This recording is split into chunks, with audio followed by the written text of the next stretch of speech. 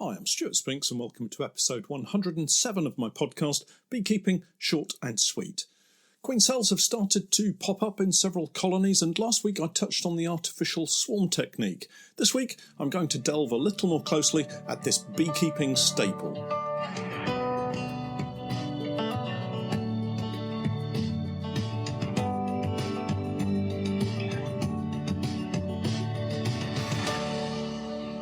Beekeeping, Short and Sweet, a beekeeping podcast for the inquisitive beekeeper with a short attention span. A beekeeper, in fact, just like me. I'm grateful to Honeypore Hives for sponsoring in part our podcast for this season. Honeypore Hives, as I'm sure you're aware, are poly Langstroth hives, and we're setting up an apiary full of their hives this season, courtesy of Honeypore. Check out their range of hives and other equipment on their website, and I'll leave links to all of the websites in the show notes as usual. Honeypore Hives, designed by beekeepers for beekeepers. Well, here in Norfolk in the UK, we're fast approaching that time of the season where colony reproduction will either begin or be in full swing. I've already seen several queen cells with eggs and larvae in, and one colony unfortunately got a head start on me and has already swarmed. It can be a tricky time, as we found out last year, and there can be a certain amount of panic as colonies throw up queen cells and beekeepers struggle with how to tackle the situation. Before we get into the details of the so-called artificial swarm method of swarm control, let's just take a look back at last week and update you on how things are going. As some of you will know, I inspect on a weekly basis, so at the moment I'm comfortably able to get round all 60 or so colonies and spend time working through them. I really don't know how sole beekeepers manage to get through 150 plus colonies on their own with weekly inspections, but hopefully I'll find that out in the next year or so. We've had about 10% of our colonies throw up queen cells, with the majority now producing rudimentary queen cups. The difference being the rudies, as we call them, don't yet have an egg or larvae in them. The highlight of the week was undoubtedly the church colony removal. Quite a nerve-wracking experience for someone who isn't used to being around 8 metres up on a scaffolding platform. The cutout was performed on Friday last week. It turned out to be quite a cold morning, and the bees were fairly well tucked away in the corner, sheltered from the prevailing easterly wind. It was interesting to see just how sheltered it actually was in the spot that they had chosen. The comb had been built across the corner between a buttress and the main wall, and to be honest, I could see why they had been able to survive there. With the overhanging brickwork of the roof, it really was a very sheltered spot indeed. Just to remind everyone, the reason for removing them was at the request of the church, who were going to have some repair work performed to the east wall, the end wall of the church, and they wanted the colony removed. They had delayed removal in the hope the colony would die out over winter and not have to pay for any scaffolding. Not a particularly Christian approach, I'd say, and they were lucky that I was able to find someone who could provide us with scaffolding free of charge. I say free of charge. I'm actually going to supply Marcus, the owner of EFL Roofing Specialists here in Norfolk, with a nucleus colony free of charge to get him started in beekeeping once we're out of the lockdown. So it's actually costing me money. However, the church is very local to where I grew up, and I'm a bit of a soft touch, it seems. I have posted pictures and video on the Patreon page of our removal, so do take a look at that if you're interested. As with all these things, preparation is key. I made sure we had plenty of equipment ready for the removal and slightly complicated the whole process by wanting to record a video at the same time, but I think it was worth it in the end. The process basically saw me cut away each piece of comb from the outside and tie the larger pieces into empty brood frames, which were then placed into a poly hive. I chose a 14 by 12 hive as the comb the bees had built was quite long and fitted quite nicely into the frames. We managed to get 4 frames of comb tied in, and I was hugely relieved to find the queen and get her safely into the hive as well.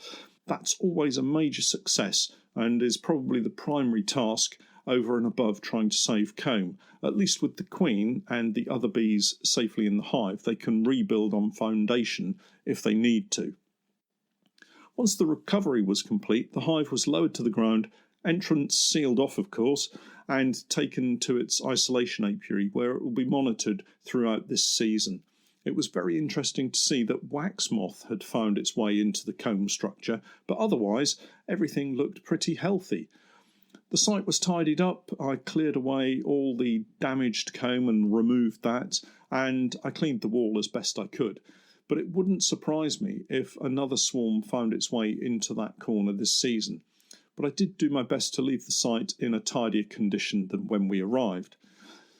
My thanks to Marcus at EFL Roofing Specialists here in Norfolk for his help. If you ever need scaffold for building work, they certainly know what they're doing. And as I found out, they're specialists at repairing church roofs, so they knew exactly what to do. I'll put some links in the notes as usual. I'll keep you posted as to how the colony performs over the coming weeks and months, and it'll be interesting to see how they develop as a colony in their own right. Back to today's main topic of trying to manage swarming in our honeybee colonies. For most hobbyist beekeepers with just a few colonies, one of the most used techniques is called an artificial swarm, and it comes in several forms. It's quite an old method, and you'll hear people ask if you're using the Pagden method or if you've used the Hedden adaptation. It makes everything seem so complicated for the beginner or novice beekeeper. No wonder I get so many requests to explain more fully how to perform an artificial swarm. It's almost as if the more experienced beekeepers want to make it sound overly complicated to impress beginners with their vast knowledge of the method. But honestly, it's such a simple method, you'll wonder what all the fuss was about. We call it an artificial swarm, but it's not really a swarm. It's a specific colony split, I suppose.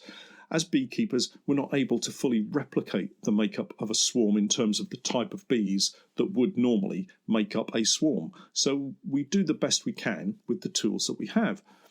And I really don't want to overcomplicate it, as I've said many beekeepers want to do. In basic swarm control terms, we can describe a colony as containing specific groups or individuals that make up the whole. Firstly, we have the queen. Simple enough, everyone knows you need a queen in a successful colony. Secondly, we have the flying bees. These are the bees that are flying out of the hive to forage for the various resources that a colony needs, such as pollen, nectar and water. Thirdly, we have brood in frames. This is everything from eggs through brood in all stages to sealed brood. There are, of course, lots of other parts to a colony, but we need to focus on these three individual components for now: the queen, the flying bees, and the brood. If we take one of these component parts away from the other two, it's quite likely the colony will not or cannot swarm. So, for instance, if you remove the queen from a colony, the flying bees won't have a queen to take with them when they swarm, and so they can't then successfully survive, so they won't swarm. If you remove the flying bees from a colony, the queen then doesn't have any companions to go off with in a swarm. And if you remove all the brood from a colony, it may well seem to the queen and remaining bees that they've already swarmed, and so won't feel the need to swarm themselves. All of which can be placed under the heading of artificial swarm. I have a PDF download available, which I'll post with this podcast on my Patreon page for anyone who prefers to picture the situation and have a memory jogger for future reference. So an artificial swarm is performed under normal circumstances when queen cells are seen in a colony and the beekeeper wants to prevent the main colony from swarming. I described the basics of an artificial swarm last week, but it's worth going over again. Regardless of the name and the various manipulations performed, the basic principles apply, removing one or more parts of the colony to impact on its ability to then swarm. The thing to remind you is you will need additional equipment to perform this technique: a fresh floor, brood box, crime board and roof. Oh, and of course, frames to go in the brood box. Depending on stores in the super, you might also want to consider having a feeder and syrup available. So in this first example this week, let's assume you're inspecting your colony and you find charged queen cells. These have an egg or young larvae in them. You continue your inspection and find eggs in normal worker cells and the queen, and you make the decision to split the hive into two. So this technique requires that you find the queen. Next week, I'll cover what to do if you can't find the queen. Firstly, move the original hive from its current position to somewhere else in the apiary. Just a few feet away is fine. Place a new stand, floor and empty brood box in the position of the old hive. You will immediately see flying bees heading to this spot because they are the bees that are returning from foraging.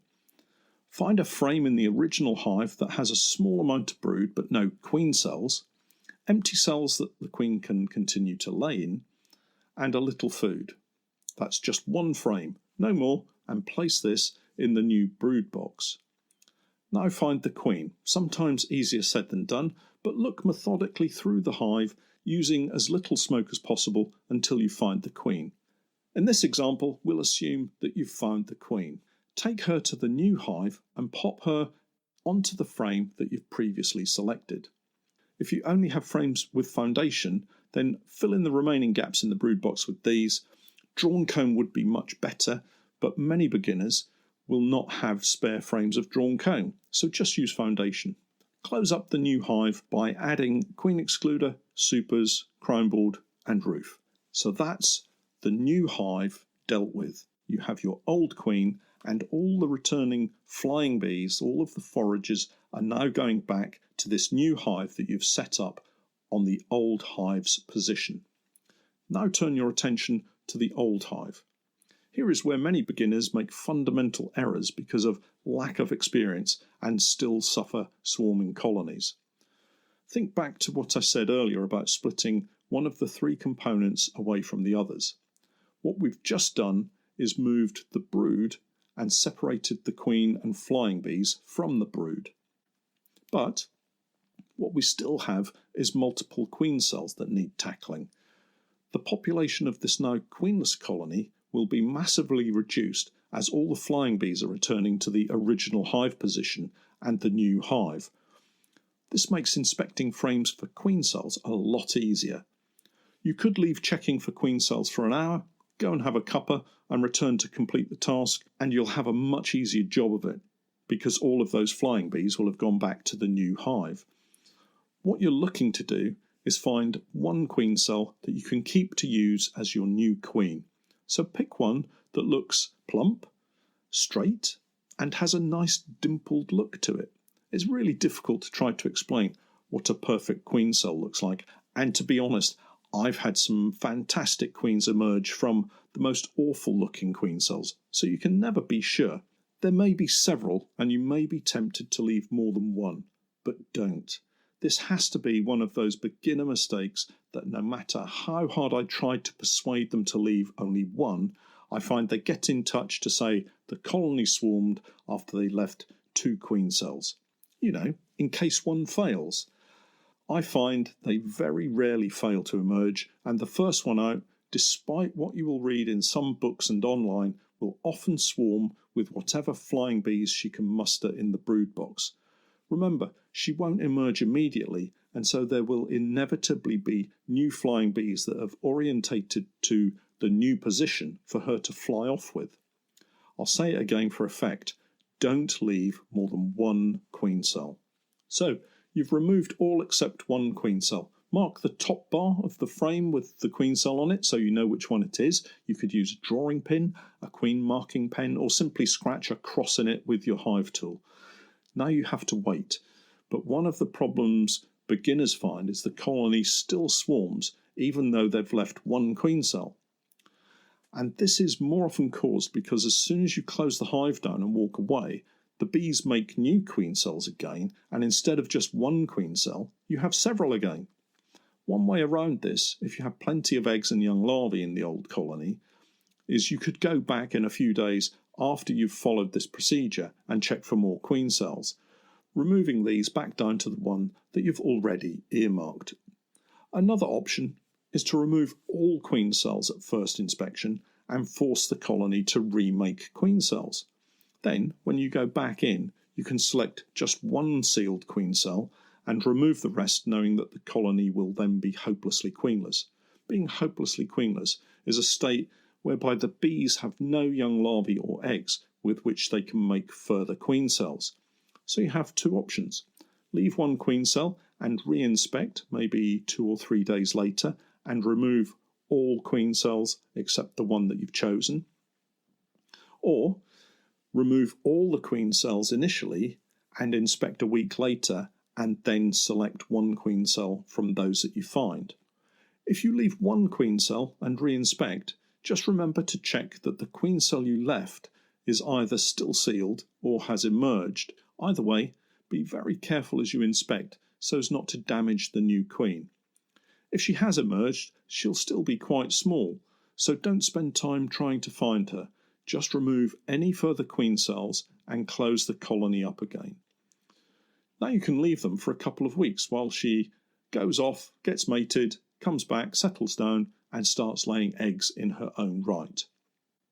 Don't forget to inspect your new hive with the original queen in it to make sure that they're okay and not continuing to produce queen cells. They shouldn't, but you know what bees are like, they sometimes do. I hope that demystifies the basic artificial swarm method. It's as simple as that. It's really not that tricky as long as you take your time and you have the process in mind. It really can help manage your bees early in the season. Next week, as I mentioned earlier, I'll talk through how to create an artificial swarm when you can't find the queen. Well, that's it for this week. Time to get out into the warming sunshine and check some of my own colonies. Have a great beekeeping week. Stay safe, and please do remember to check out my Patreon page where you can access lots more content. That's www.patreon.com/Norfolk Honey. I'm Stewart Spinks, and that was Beekeeping, short and sweet.